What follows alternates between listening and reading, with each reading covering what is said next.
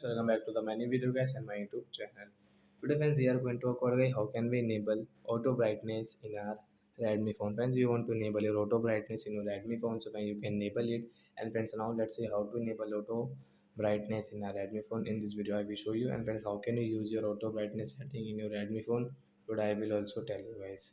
So before starting video, can first of all go and subscribe the channel guys, click the bell icon and like my video.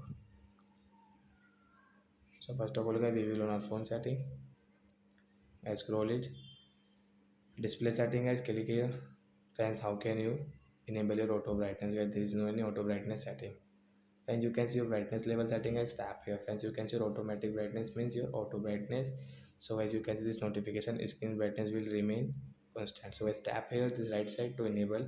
Friends, you can see guys your brightness decrease automatic. So like that guys, you can enable your auto brightness and you can use your auto brightness in your Redmi phone. So when your brightness will decrease and increase automatic. So like that guys, you can enable your auto brightness in your Redmi phone. So that's it guys, thanks for watching the video, bye guys.